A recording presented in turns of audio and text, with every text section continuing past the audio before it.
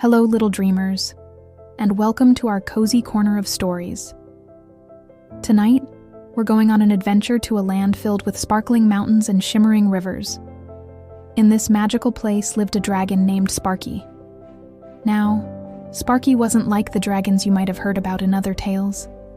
He didn't breathe fire or guard piles of gold, but a beautiful, soft shade of lavender, like the flowers that grow in a spring meadow. What made Sparky truly unique, though, was his love for dancing.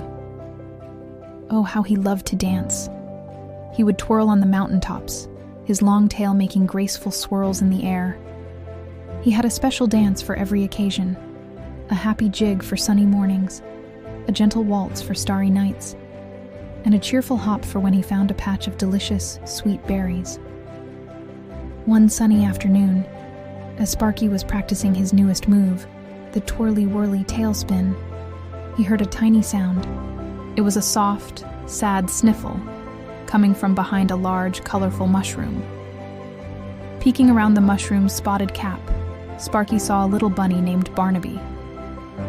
Barnaby's long ears were droopy, and a single tear was rolling down his furry cheek.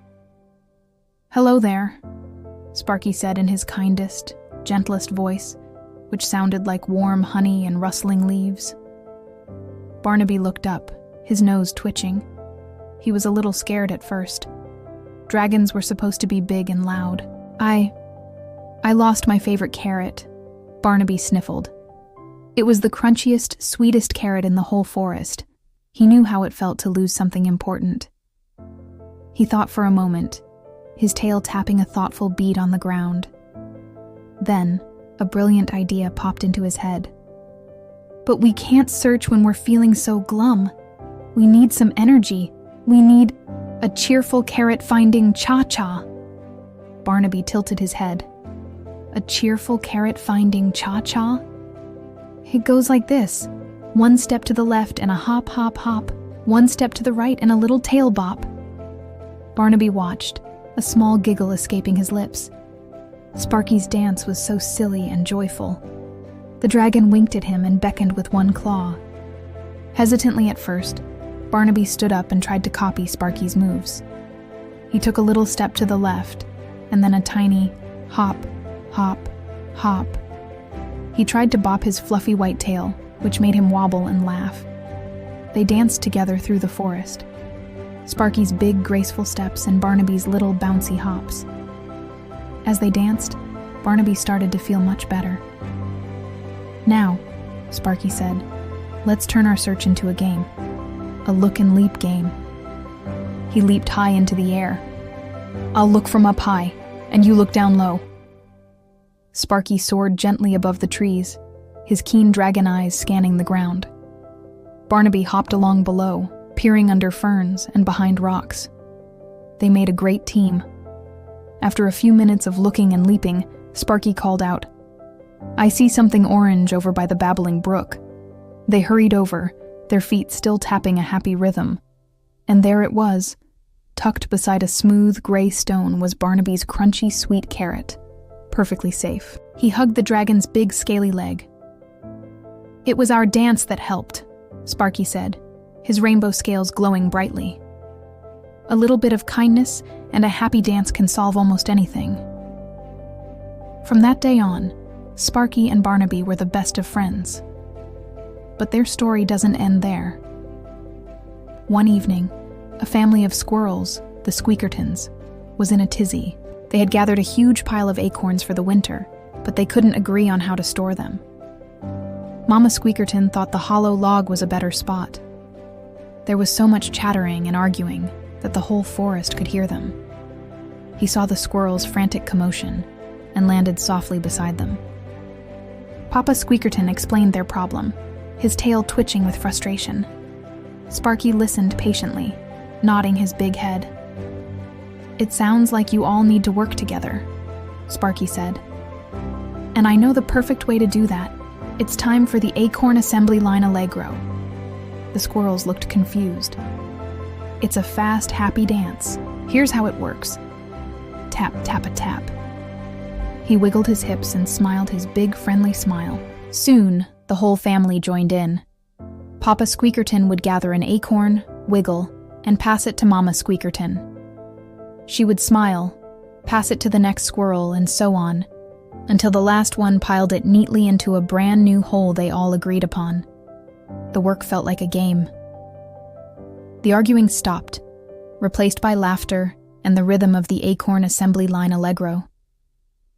The Squeakertons chattered their thanks. "Oh, Sparky, you're a genius. Our work is done, and we had so much fun." Sparky's heart felt full and warm. He loved seeing his friends happy. His reputation as the kindest, most helpful dragon in the land grew and grew. Winter came, and the forest was blanketed in soft, white snow. All his friends were hibernating, and the world was quiet and still. Sparky, who didn't hibernate, was practicing his snowflake shuffle, a slow, beautiful dance where he tried to catch snowflakes on his nose. He saw Finley looking so downhearted and glided over. "A cold day for sad circles, isn't it, Finley?" Sparky said softly. He understood. But sometimes we need to make our own music. We need a dance to warm our hearts. Let's try the friendship foxtrot. "But I don't know how to foxtrot," Finley said shyly. "Just follow me. We'll make patterns in the snow." Sparky led, his big feet moving with surprising grace, and Finley's little paws followed along. They danced in big circles and small swirls, their footprints creating beautiful patterns across the fresh snow. They danced under the bare branches of the trees, their warm breath making little clouds in the cold air. As they moved together, Finley started to feel a warmth spreading through him that had nothing to do with the winter cold. It was the warmth of friendship. He wasn't lonely anymore. When they finally stopped, breathless and happy, the whole clearing was covered in a beautiful tapestry of their footprints. It looked like a work of art. "Wow," Finley breathed. "We made that?" "We did," Sparky smiled, his rainbow scales glowing against the white snow. "Even when things are quiet, we can create our own joy together." And so, through the seasons, Sparky the dancing dragon helped everyone he met. And a joyful heart could solve any problem, chase away any sadness, and turn any task into a happy game. The forest was never a sad or lonely place again, because everyone knew that if you were ever feeling down, you just had to listen for the gentle tap-tap-tapping of Sparky's dancing feet. And soon, you'd be joining in, your own heart filled with the happy, kind, and caring magic of a dancing dragon. Now, it's time for you to have your own sweet dreams. Maybe you'll dream of dancing with a kind dragon, making happy patterns under the stars. Close your eyes, little one, and let the gentle rhythm of your breathing be your own sleepy time dance. Good night, and sleep tight. Thank you for listening.